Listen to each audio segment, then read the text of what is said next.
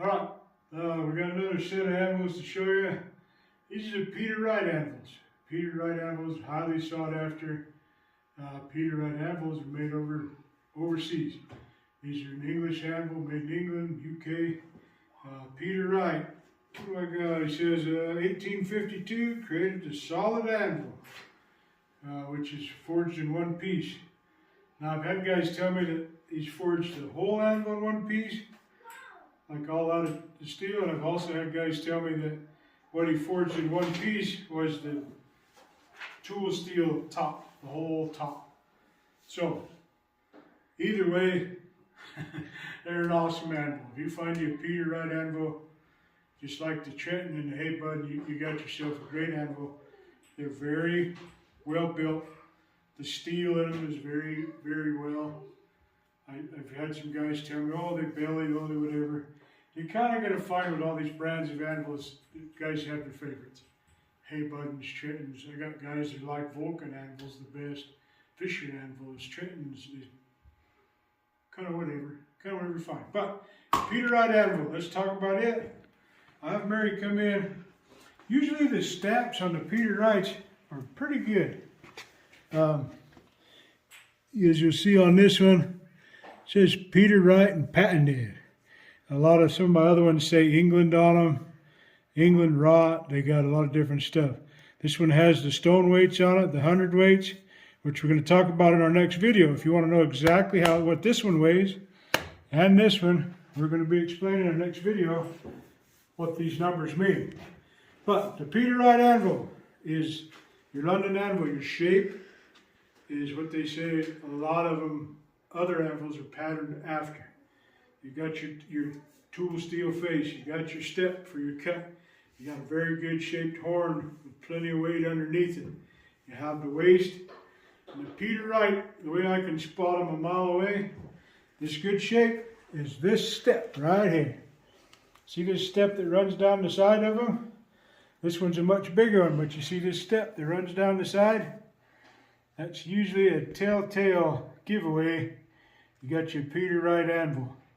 Usually you can find the markings on them, but this London style of shape with the waist and everything like that, but if you look for these steps that run down the side, they're the only one that I know of that has these steps.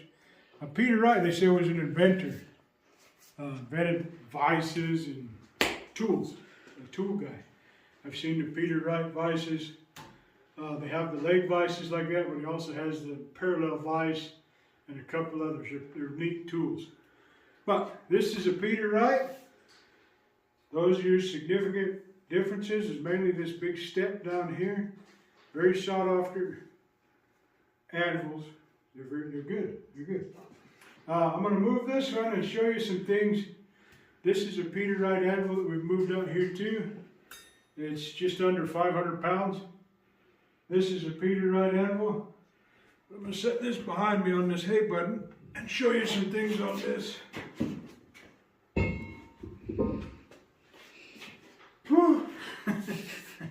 Okay, this is my big Peter Wright.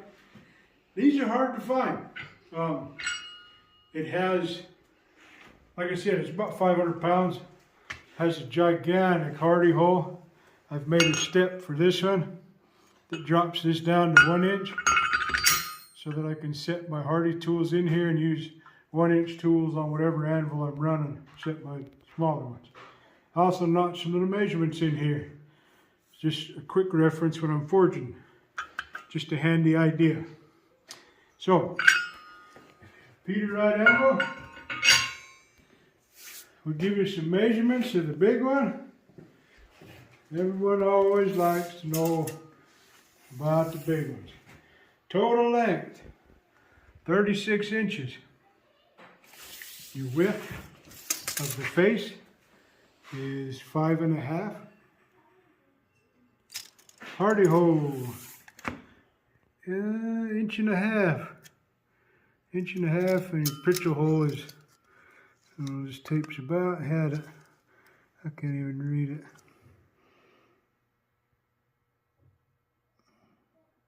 Almost an inch.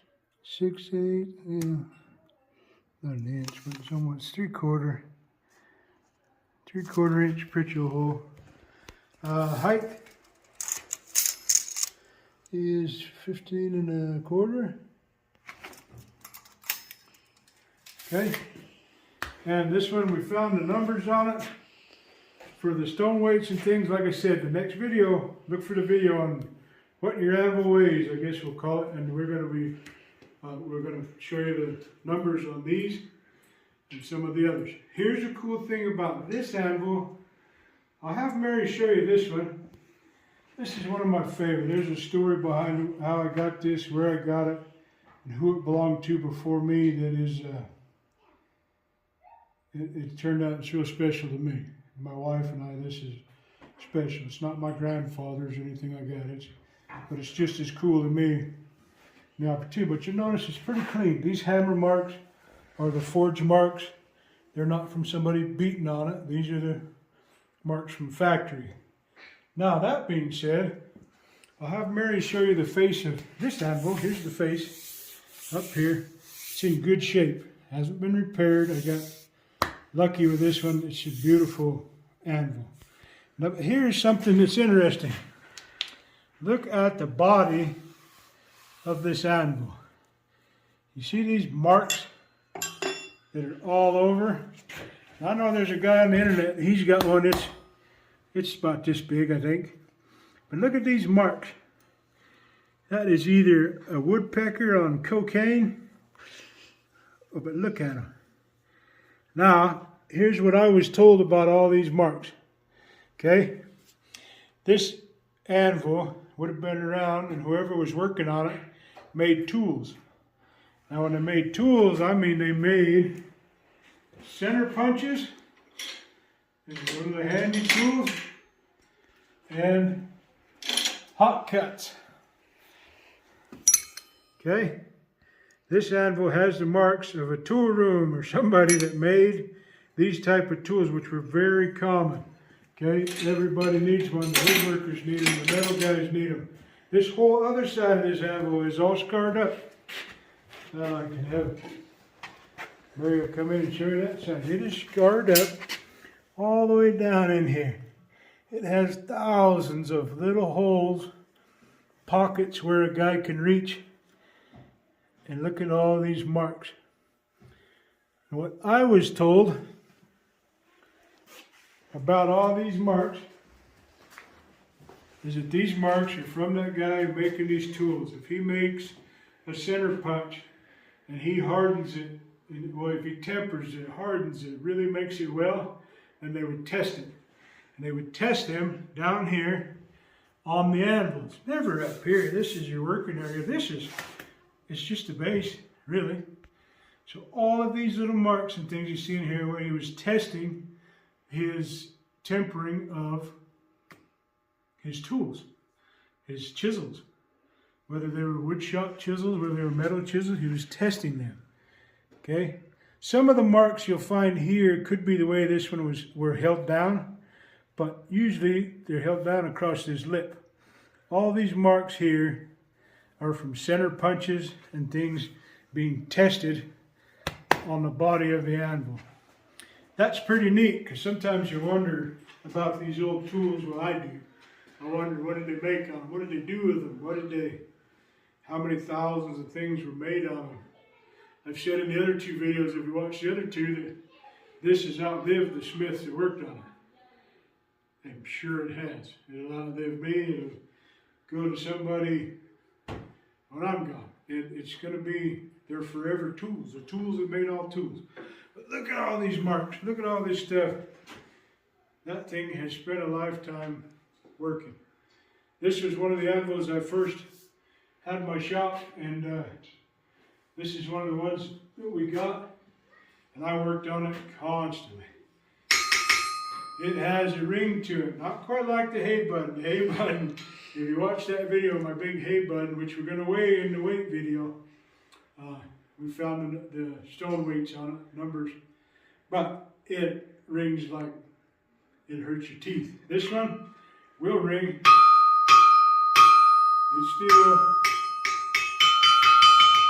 It's is just as loud, but it is not as bad as the hay button and some of the other. I have some newer anvils that are solid tool steel.